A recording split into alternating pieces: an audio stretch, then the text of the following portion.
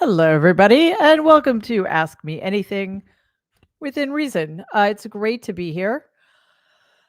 What a week. It seems like we just have to keep saying that every Sunday. What a week. I got some great questions from my Substack subscribers, but please put questions here as well. Just in case. I'll go back and forth between the two. So first of all, I just want to make sure. All right. Just want to make sure everybody can hear me. You can, because I'm solo. I want to start with this before I get to your questions. This was a post that Donald put up on his failing social media platform. It's fun when we can use his own words against him and actually use them legitimately. So this is it. Buckle up. Has anyone noticed that Kamala, well, at least he's not saying Kamala anymore, so I guess he should get points for that. Has anyone noticed that Kamala cheated at the airport?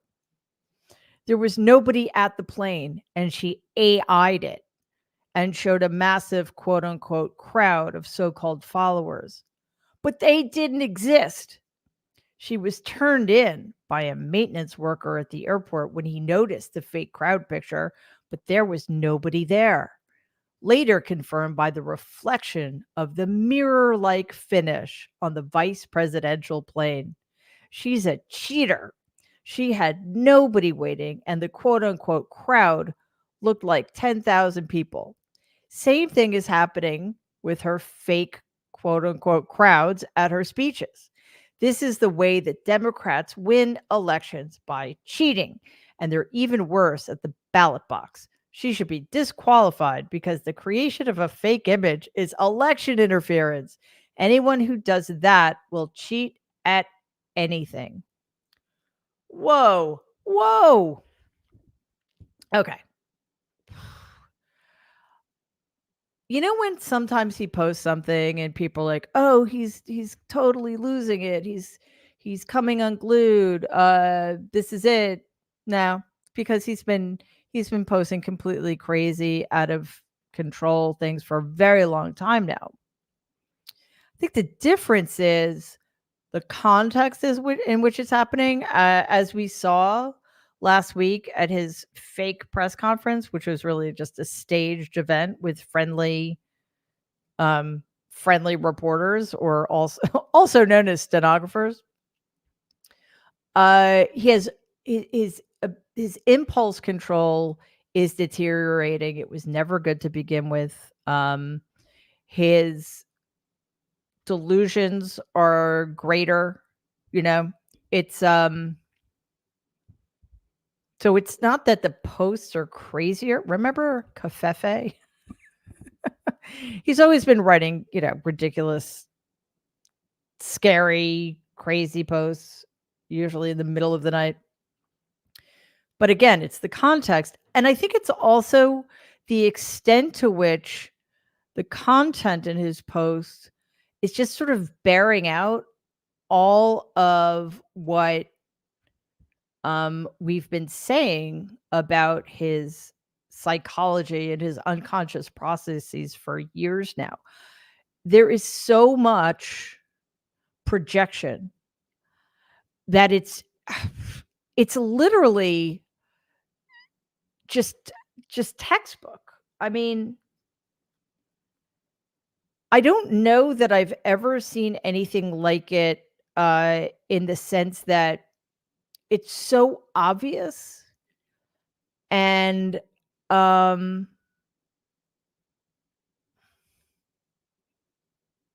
don't know. Literally everything he says about somebody he hates. And by the way, anybody who opposes him, opposes him as in a contest. Like I don't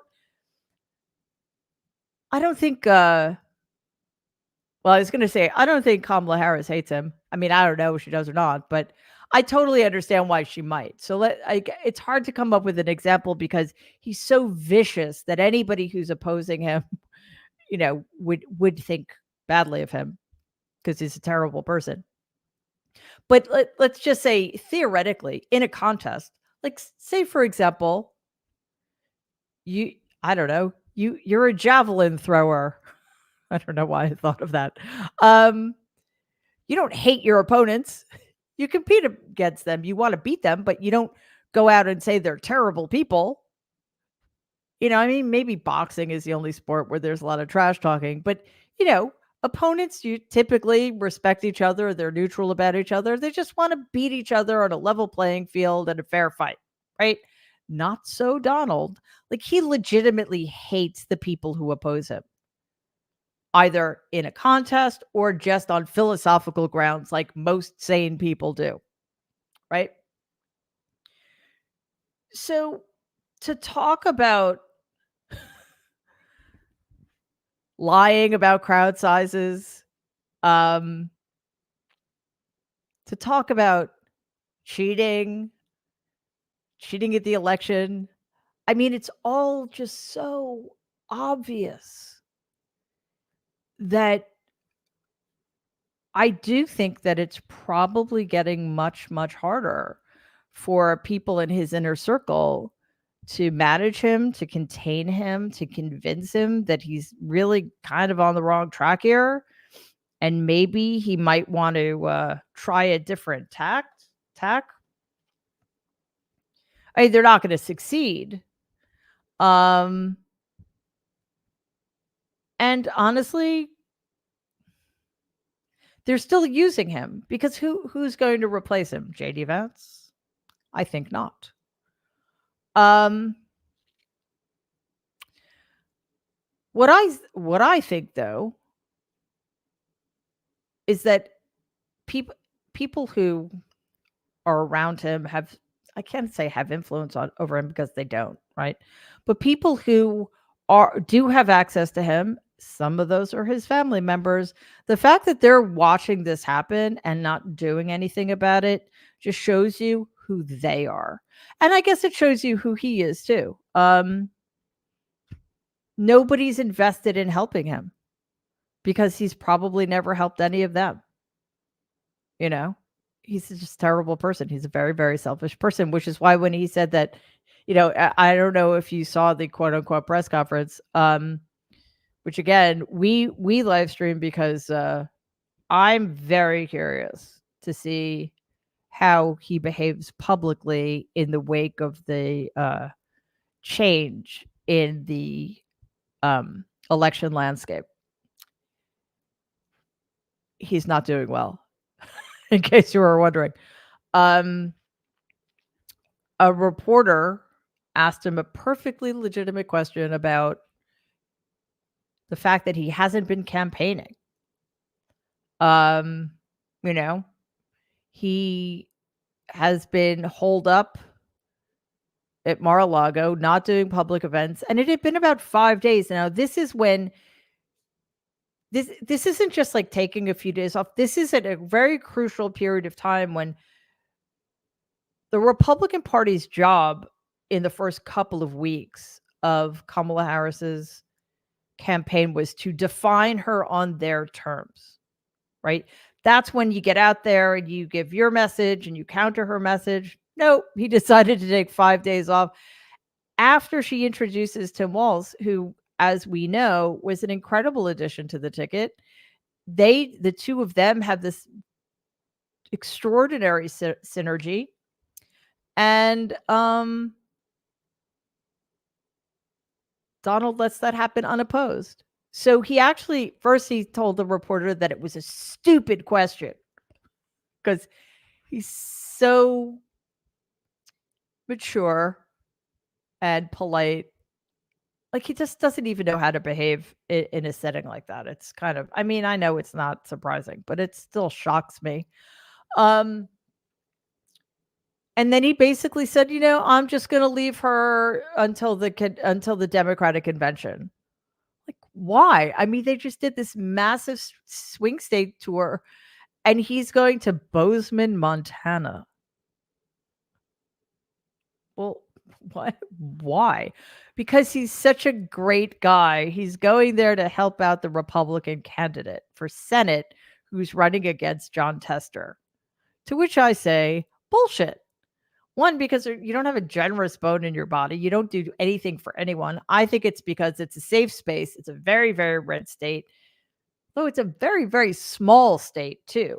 Bozeman, I apologize. I don't really I don't really know anything about Montana, except it's red and it doesn't have a very big population.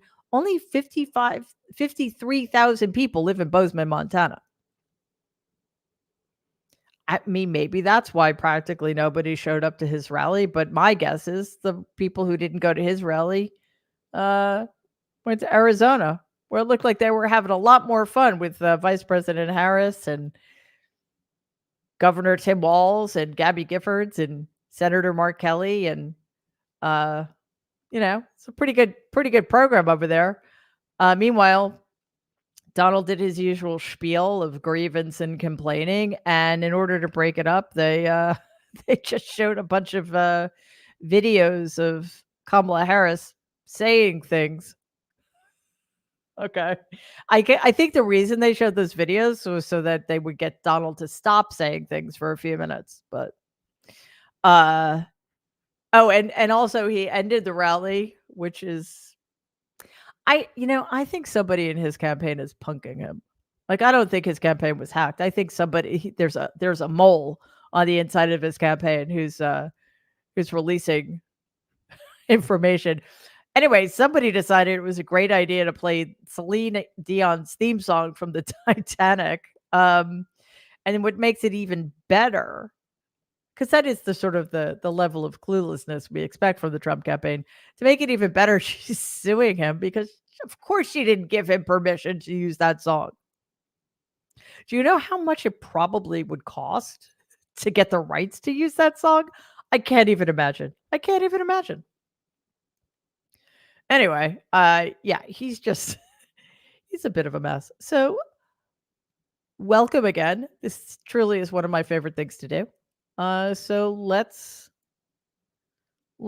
get to your questions. And again, if you have any, put them in the chat and I'll do my best. Do my best. So Helen asks,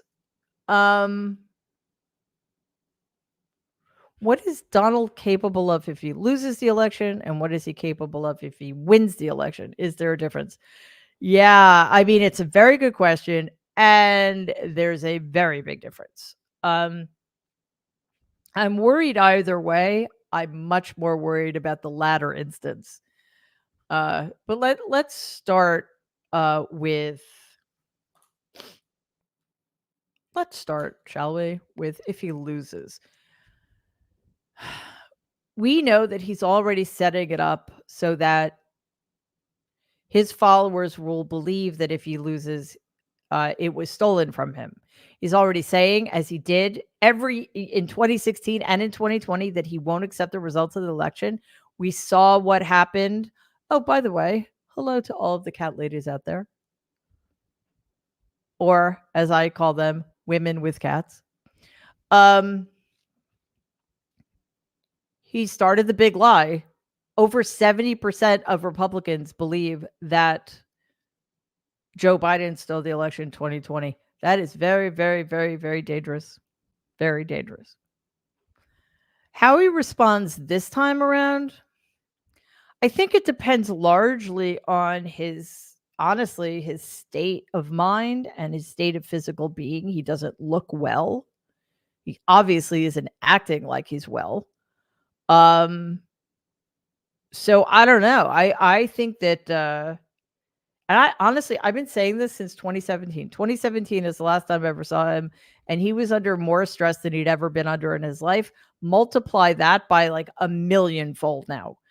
Because not only can he not handle losing emotionally or psychologically, which is why the big lie was a thing.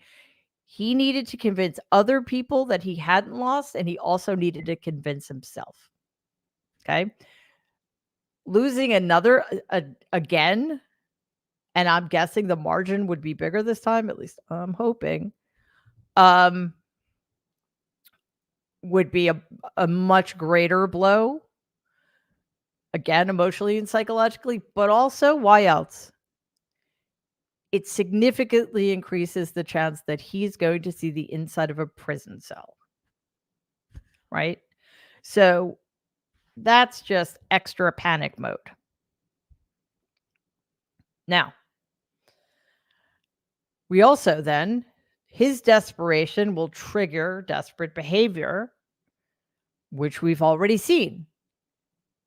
January 6th, he incited an insurrection against our government. There was violence. He actually said this at his staged event last week. He said nobody was killed on January 6th. That is not true. That is not true. One woman was killed that day, and it was one of his supporters. So her blood is on his hands. 2 Capitol Police officers died after the events. Over 150 Capitol Police officers were injured, some of them grievously, like John Fanone. So that's something that we can definitely need to be prepared for. But this is the huge difference. This time around, President Biden is still going to be president. President Biden will still be commander in chief. President Biden will be in charge of whether or not the National Guard gets called. President Biden's Department of Justice is monitoring all of the white supremacist hate groups that were activated in service of Donald Trump in 2020, 2021. That's a huge difference. Huge. So that should make us all breathe a sigh of relief. And, we can't be afraid. We need to be realistic and we need to be prepared, but we cannot be afraid of these people. Yes, I'm worried about violence. Yes, I'm worried about stochastic terrorism. Of course I am. But we can't let these people intimidate us. If he wins, however, wow,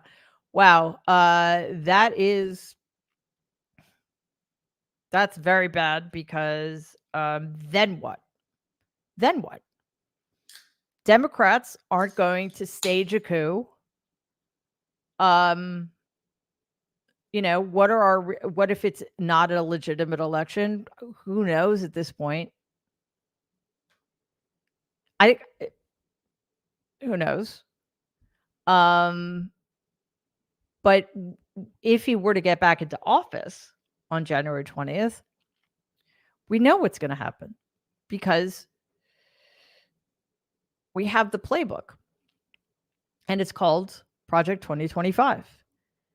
And it will turn this country into a fascist dictatorship. I know that sounds overblown and crazy, but it also happens to be true. Project 2025 is a fascist playbook on how to dismantle the government and reshape it so that it is in service to Donald Trump and his cronies. It will dismantle LGBTQ plus rights. There will be a national abortion ban. IVF will be banned. Birth contraception will be banned. Marriage equality will go out the window. The civil service, which is one of the most impressive parts of this government nobody ever talks about. It's hundreds of thousands, maybe millions of Americans, I don't remember the exact number, who are generally speaking nonpartisan. They don't get paid very much. Their job is to make this country run, and they do it without fear or favor, without any bias.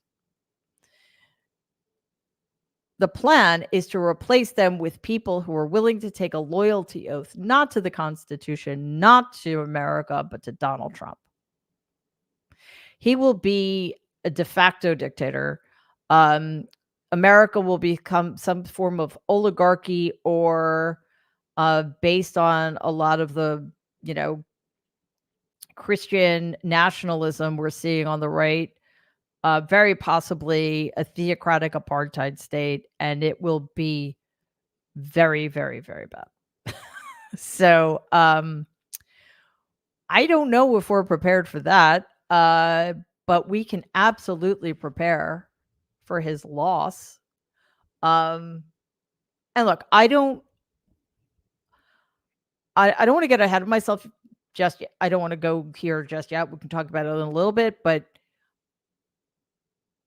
we should not be overconfident. My policy, let's run where like we're 3 to 5 points behind. Okay? Be enthusiastic, be happy, be positive, but I apologize for that, son. I disabled the ability for this to do that little thumbs up thing. I do not know. I do not know why that happened again. But we need to be realistic and not get complacent. I think Democrats have a tendency to let their guard down. Remember when President Biden won, we're like, oh, hooray. Well, here we are. So, or I should say, remember when President Biden won in 2020 and remember where we were 5 weeks ago? Yeah. See? Can't get complacent.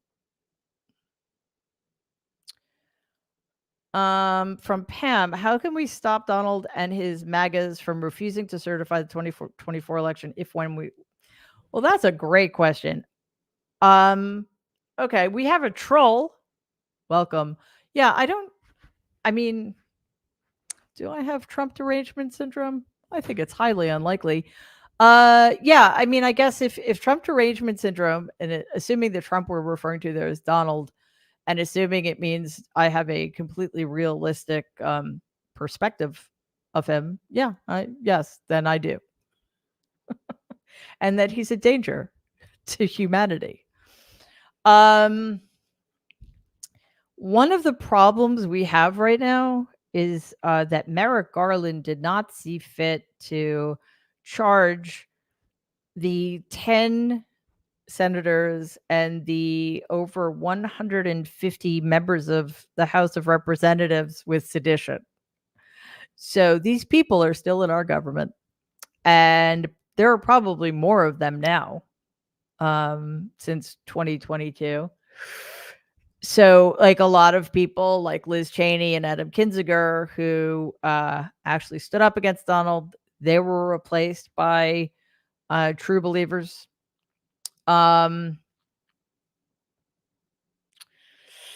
Yeah, so that's problematic. We know that that there are plans to put fake electors in place. We know that a lot of local election boards are being infiltrated by election deniers, those people who believe Donald that the 2020 election was stolen. That's not good. None of that's good. However, we're aware of it. The DOJ is aware of it. They know I assume they're preparing, because once again, President Biden is still president, and he will be on election day, and he will be during the 79 days between the election and the inauguration. So that is all very good. Somebody in the chat, SFL, I think, does Donald not realize his lies are all fact checked? He doesn't care. As soon as he says something, it's true. And we saw this last week. They don't fact check him anyway, so why not? Okay, from Robert. I have a feeling that Donald will quit before he loses. The way things are going now, he'll probably lose by a landslide. Given what you've told us about his early years and the lack of nurturing in his past, do you agree with me that he'll quit and leave the Republican Party in shatters? No, I don't. He can't quit. He can't. Like, if he drops out, it will not be because he chose to. It will be because he's incapacitated in some way and the choice is made for him. And that's simply because his psychology can't can't allow that, because quitting, even if it were the best thing for him and the Republican Party, well, first of all, he doesn't care about the Republican Party. Just a quick aside, Mary Trump Media is preparing to stream everything, so we're gonna be good when the time comes. Anyway, dropping out would be admitting that he's a loser, and that isn't unthinkable. And we just talked about that. He cannot lose. He can't lose in his mind. It literally was the one thing in my family. It was the worst thing you could be in my family, was a loser, according to my grandfather, the sociopath. You know, Donald was 8 years younger than my dad. My dad was the namesake. My dad was supposed to take over the empire. And yes, I'm so sorry. I missed this. It goes so fast, but this thread goes so fast. But do I think he'll cheat to win? He always cheats to win. This is the thing. He doesn't care how he wins. He doesn't care if it's legitimate win or not. He'll cheat. He'll lie. He'll steal. He'll get the help of our enemies, like Russia, to win. That's why he didn't legitimately win the 2016 election, in my view. He doesn't care about cheating. He just cares about winning. Part of that is because of what I'm talking about now, like the idea of being a loser is just unfathomable and unacceptable, but partially because he thinks he deserves to win. He deserves it more than anybody, so therefore it's totally fine to cheat because he deserves it more. So, anyway, my dad, the namesake, was supposed to take over the empire, oldest son. For various and complex reasons, my grandfather found him wanting and essentially destroyed him for it. Donald was 8 years younger than my dad, so he saw what my grandfather did to dismantle Freddie Trump. Donald was not going to make the same mistakes. Donald was going to become whatever he needed to be so that my grandfather wouldn't destroy him. And that meant being a winner. That meant being a tough guy. That meant not being a loser. So, yeah, I do not at all see his dropping out. And again, the people around him don't care about him at all and are just going to let him continue decompensating in front of our eyes so that they have a chance also of clinging to power. It's just incredible. Dreamcatcher, the turtle. My daughter made that for me. It's one of my favorite things. From Nancy, does Donald have a rosebud, something of value behind attention and materialism? The devastating and actually sad and tragic answer is no, he does not. It's incredible. Amy asks, and this question was in response to a Substack I wrote this evening about, and if you guys want to check it out, doesn't cost anything to subscribe. I mean, you can get a paid subscription if you want, but it's free. It's called The Good in Us on Substack, and I wrote about, why crowd size matters so much to him and what happened to him developmentally, that makes him so deeply insecure and makes it compulsory for him to measure himself by external markers like crowd size and TV ratings and things like that. When he was 2.5, my grandmother was very ill for about a year. So very crucial time between 2.5 and 3.5 for a child to not to have his primary caregiver. She either wasn't there physically or she wasn't there emotionally because she was really suffering. So he didn't get mirrored. He didn't get soothed. He didn't, because the only person left was my grandfather, the sociopath. Not the best circumstances for a young child. So Amy asks, is there any age at which his self-soothing may have been instilled after his mother was well. Was she an emotionally absent parent even after recovery? Yeah. Now my grandmother was better by the time Donald was 3.5. Yes, she could have. There are many things she could have done to repair the damage, but my grandmother also happened to be a psychologically damaged person. She had a lot of personality disorders. She was not an affectionate person.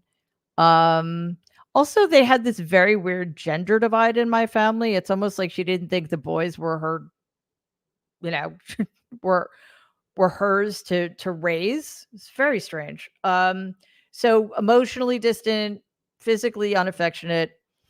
But yeah, she could have because according to D.W. Winnicott, mothers only need to be good enough. Like there's no such thing as a perfect parent, but primary caregivers, they just need to be there good enough. They need to be reliably there for their kids.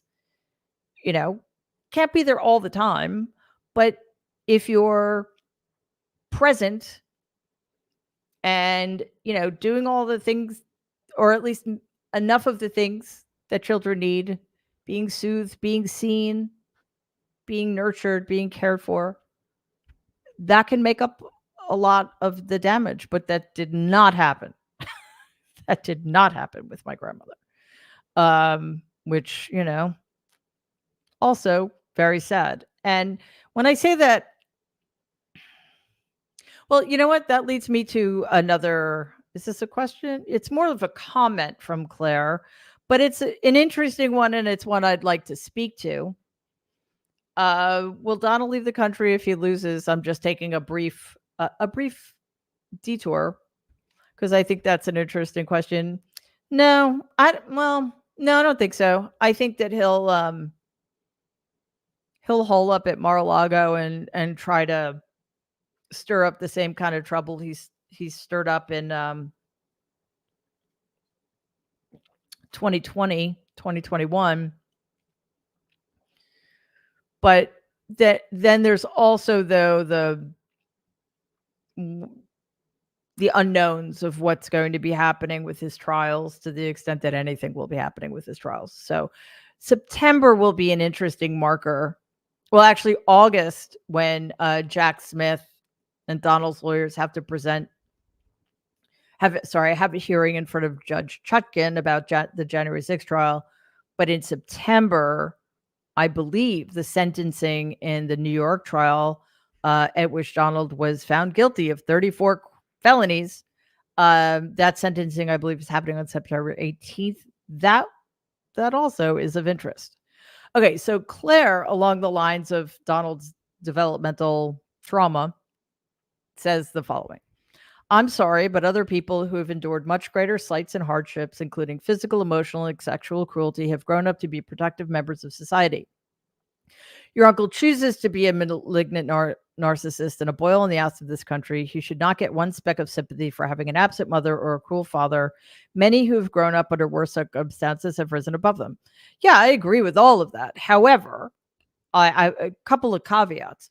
Nobody chooses to be a malignant narcissist. I think that's fair. And I'm not at all suggesting that anybody have any sympathy for Donald, have any compassion for Donald. He has no sympathy or compassion for other human beings. He has no empathy. I don't know. And I do agree. I know people who've had much, much, much worse childhoods than he had, and who ended up being exemplary members of human society. So it's not an excuse. I think, though, we should absolutely have sympathy and compassion for that child. Think of it this way. My grandparents had 5 children. Every single one of them, without exception, was a destroyed human being. My father by far had the worst of it, and he was literally destroyed and died when he was 42. But which, by the way, that's partially the subject of my new book, which is called Who Could Ever Love You, which is coming out on September 10th. So if you guys want like more deeper insight into this stuff, that's a place. The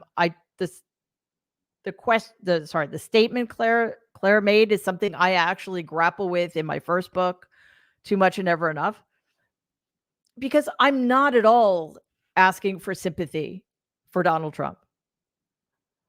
Again, have compassion for those 5 destroyed children.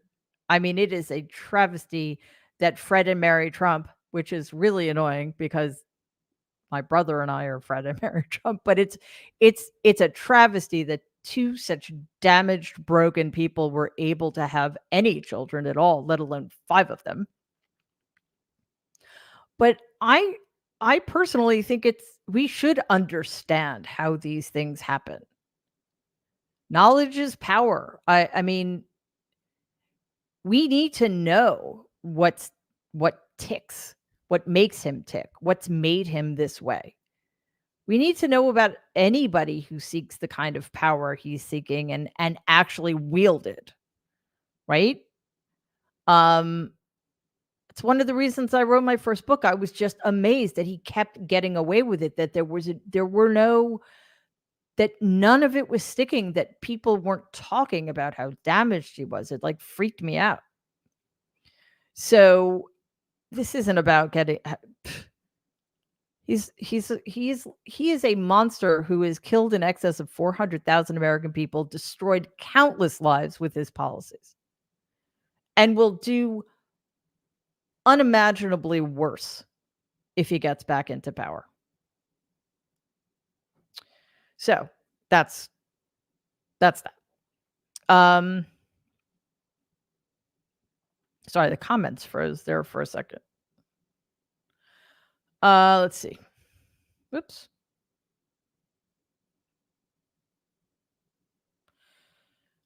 So Timothy says about the whole crowd size thing, because again, I wrote about the fact that large crowds, there's no correlation between crowd size and votes. And, but Donald needs to believe that because large crowds make him feel like he has self-worth or something. So Timothy, your point about crowd size meaning nothing indicates we have to minimize Kamala Harris and Tom Walsh's rally sizes and act like we're still heavy underdogs in this election because in many ways we are. No complacency, only hard work until 11-5. Yeah, absolutely. But I don't think it's that crowd sizes have no meaning. They just don't correlate to elections. I think it's incredibly important for the Democrats at this point that Kamala Harris and Tim Walz are like blowing the roof off of their venues. I mean, we need that. We poor Democrats have been so beaten down that our candidate wins in 2020, snatches democracy from the jaws of autocracy, and for the next 4 years, we can't rest because the fascist is still in charge of the Republican Party and then becomes their candidate again. Like, no rest for the weary. My goodness, we need this. We need it desperately, but absolutely, it doesn't mean that we should be complacent. The reason it's important to me is that it's just kind of like injecting enthusiasm and hope into us again, and we really needed that. We just really did. I mean, again, think about where we were 3 weeks ago yesterday. It was 3 weeks ago today that I was on my way home from the dentist after my emergency dental surgery a week prior, that I found out that President Biden made the announcement that he was not seeking re-election. And then we did our emergency nerds 3 weeks ago.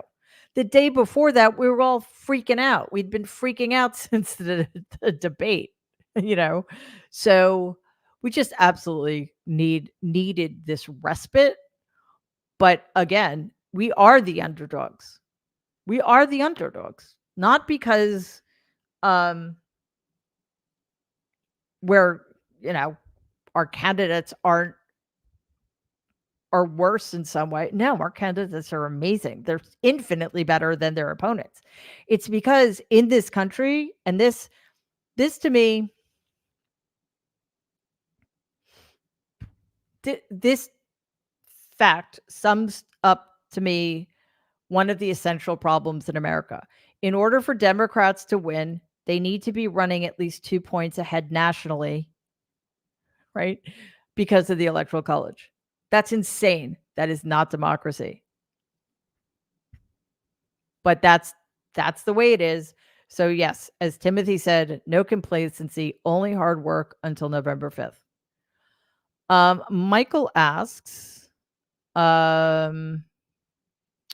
is Donald not showing up at public outdoor meetings and only doing radio interviews because he's scared of another assassination attempt on him? No, that's not why. Don't get me wrong. Donald's a total coward. He's a very weak person. But I'm guessing he's not doing outdoor events because, well, a couple of things. The Secret Service probably won't let them. I mean, I could be wrong about that, but doesn't seem like the smartest thing to do. I think he's not doing any events anymore. Well, I mean, he has to, but he's doing them less and less because whether it's indoors or outdoors, he can't fill the seats. He's more scared of that than he is of an assassination attempt. Also, Donald is one of those people who doesn't believe that anything can survive him. So, like, he's a nihilist. Like, I don't think that he thinks that he's mortal.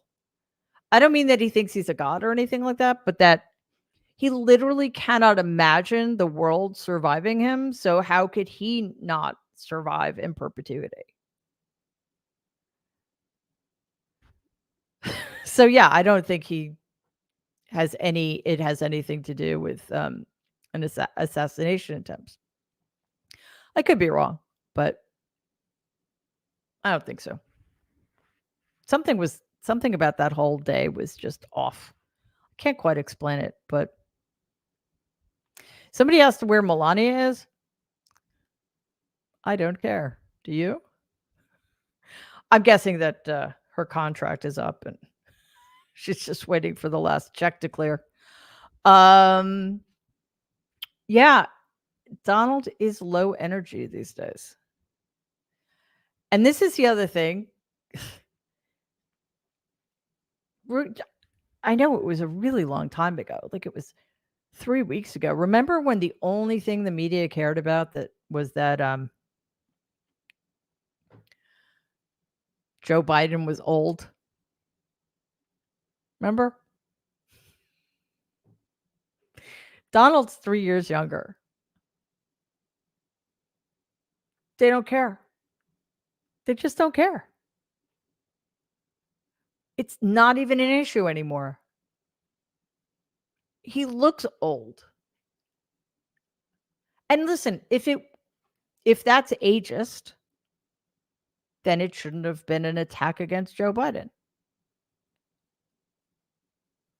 If it's, if there's real incapacity, age-related incapacity, well, that's a reasonable question to have.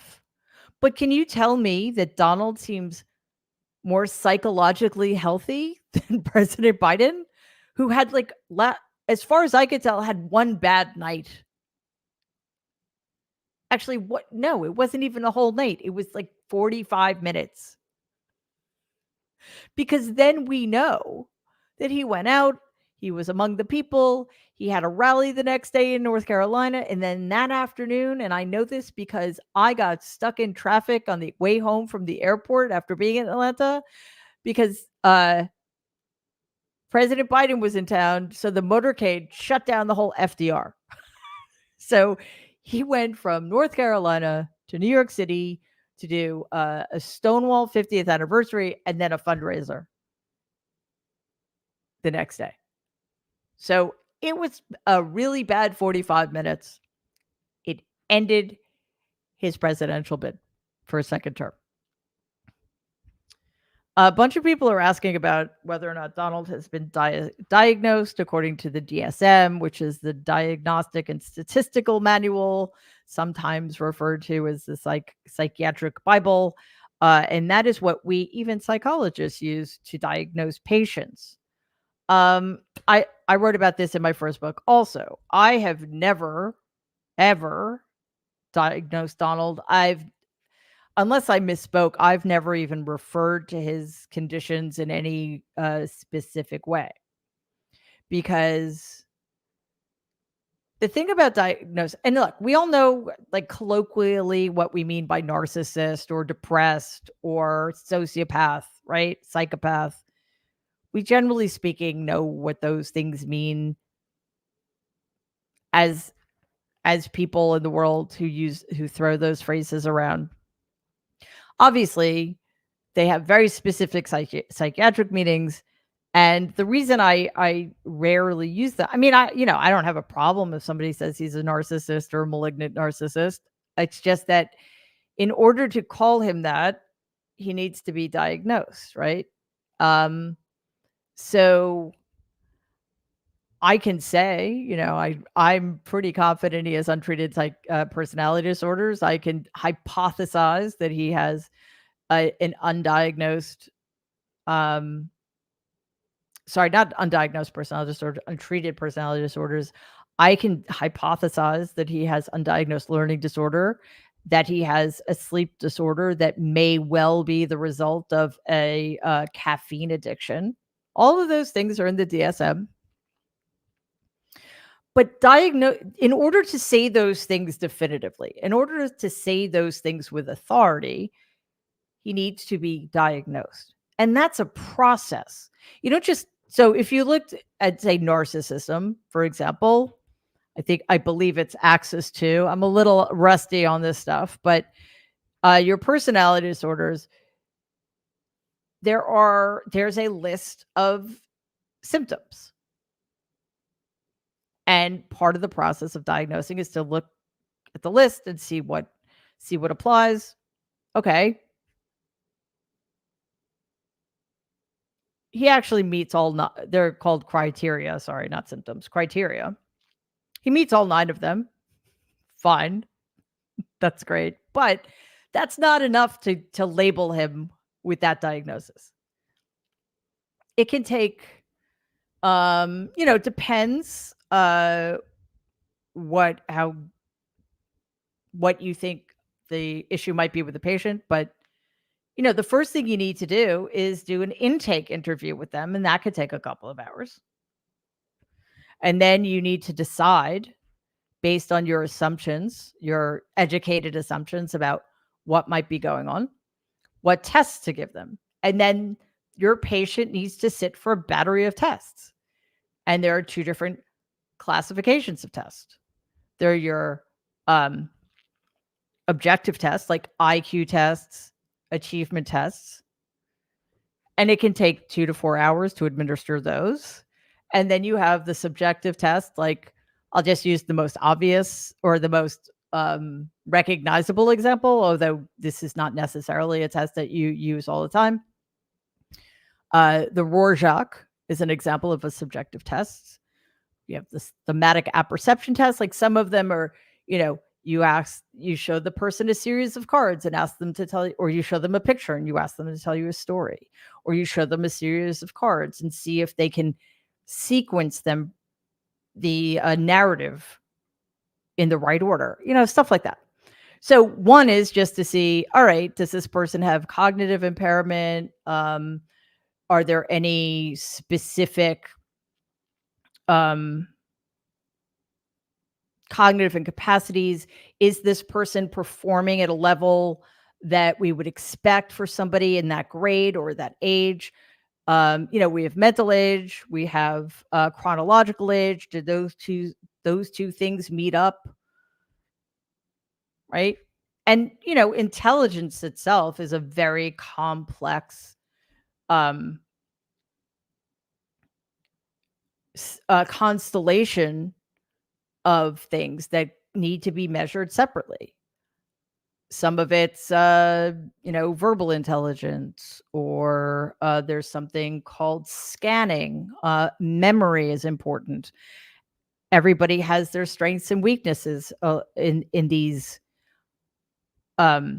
we might be really good with verbal tasks and not so great with memory tasks. What does that mean? There's something called scanning, and it's your ability to identify data among other data, right? I have serious scanning issues. I don't, so that's a weakness for me, which is why I'm terrible at proofreading. For those of you who were wondering. But what's important, what has an impact on our ability to learn, to process information, to analyze, to express ourselves, right? So we take all of that together. It takes 6 to 8 hours to administer, and then many hours more to score, analyze, write the report, present your findings. It's not just looking at a list of criteria. It's like, oh yeah, that he's a narcissist, and he's so far in that end of the spectrum that he's a whatever, he's a malignant, or he has antisocial personality disorder. Does that mean that this is somebody who goes around picking pockets, or does that mean that that's somebody who is so damaged that he's a sociopath? And all of that has to be. Actually, I don't think they do this anymore, but there used to be. I personally really like this scale. It's called the Global Assessment of Functioning, the GAF score. It goes from 0 to 100. 0, you're dead. 100, you perform perfectly. Nobody is ever at 100.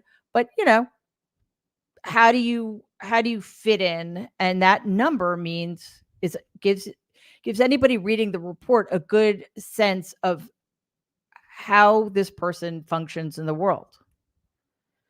We can't get any of that information about Donald because he would never sit for a battery of tests, right? Ever. And he's been institutionalized his whole life. He's never had to fight for himself in the world, ever. He's always been protected. He's always had money. He's always had a place to live. This is somebody who has failed up and has never, ever, ever had to be challenged in that way.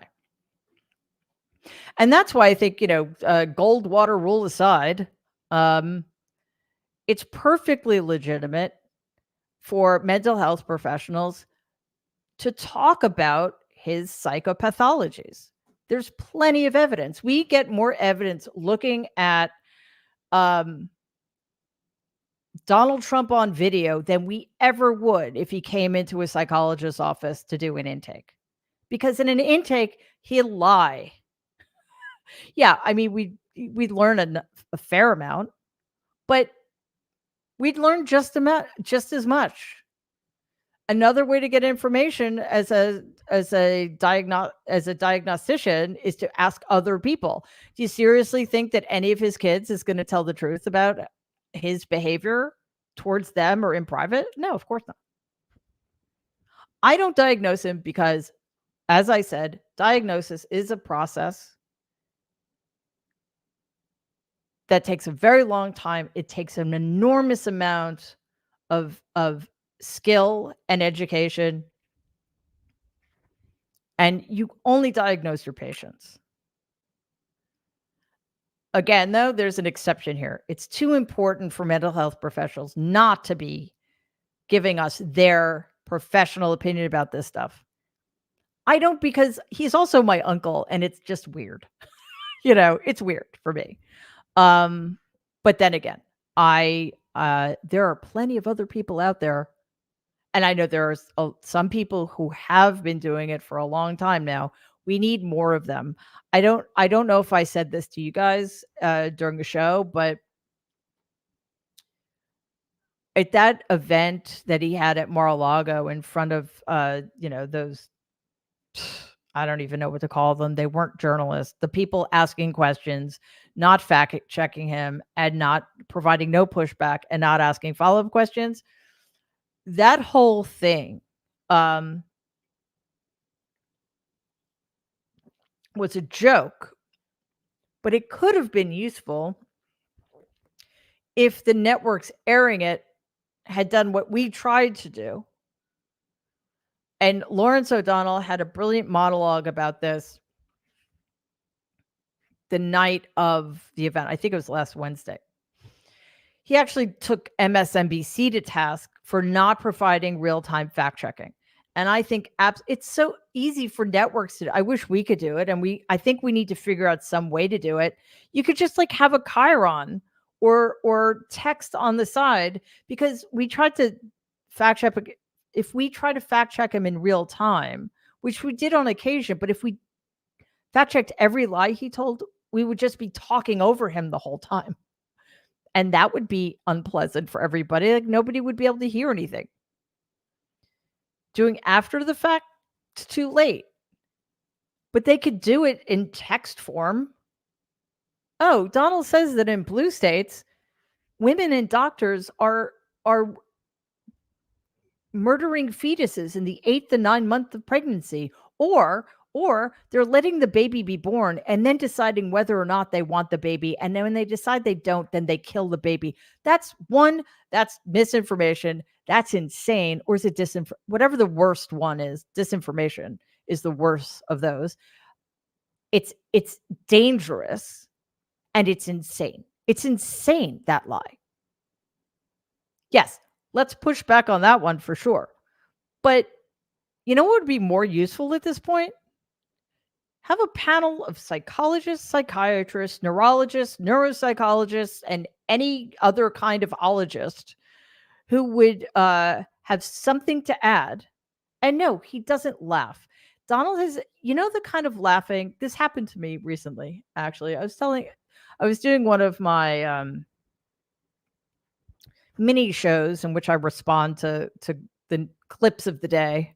And to help people understand the context, I told a story about something that had happened when my daughter was about 3.5, and we went to go see the SpongeBob movie, and she called him Sponge Square at the time. She was totally adorable. She's still adorable, but she was really adorable when she was 3.5.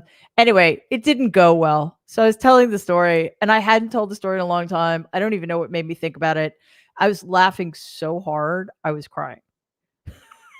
That kind of out of control laughter that, and I wasn't laughing at, this was a very long time ago. She's 22 years old now, and it wasn't funny at the time, but 20 years later, she and I can laugh about it. He's never laughed like that. He's never been, fall on the floor, rolling around, tears coming down your face, total lack of self-control. Never, ever felt that emotion. Because in order to feel that kind of emotion, you know what you need to be? You need to be vulnerable. In order to be a fully alive human being who can be creative and take risks, you need to allow yourself to be vulnerable. Donald can never allow himself to be vulnerable, because when you're vulnerable, you can also open yourself up to things like humiliation. And he can't do it. So, no, this is somebody whose main emotions are rage, fear, and sort of sneering contempt. Like, that's the only time you ever see him laugh. I mean, to the extent that it's laugh, it's more like, and it's almost always, I haven't seen every single instance of this, obviously, but almost 100% of the time, it's at somebody else's expense. It's when he's being cruel. That is no way to live your life. And it's no way, or I should say, we should never, ever, ever want somebody who's that damaged, that limited, and who is not a fully realized human being to have power of any kind, let alone power over us. I think that's fair. Yeah, no way, nobody in the White House should. And that's, I think that's one of the reasons Kamala Harris, uh, first and foremost, but then also, of course, with the addition of Governor Walz. I think that's why their campaign has taken off the way it is. I mean, also just because she's friggin' amazing and she's the best person for the job right now. And again, she and he have this wonderful chemistry and synergy, but it's the contrast they present to his darkness, his smallness, right? His meanness. The contrast is just liberating. Um anyway, we know what we need to do, right? So I am so grateful for all of you who've been here tonight. I so appreciate you. I really do like doing this, so I'm gonna keep doing it. I hope you're okay without having the rest of the nerds here, but I just thought I'd be selfish and have you all to myself. So we will have Morning Gen tomorrow at 8 a.m. And then Tuesday, the nerds are back with me at 12 noon Eastern. We may have some live streams. I think there might be something going on with the Harris campaign. We'll keep you posted. But in the meantime, please take care of yourselves. Don't get complacent. And I will see you. Well, actually, we haven't quite. I think we're calling it. See, I forgot what it's called. The clip show. What? Oh, rapid response. I think that's what we're calling it. We don't have to call it anything. It's a 10 a.m. and 6 p.m. Eastern every night. Gets released on YouTube, so you can check those out as well. And then I will see you live Tuesday. So in the meantime, please stay safe and be kind, and really take care of yourself.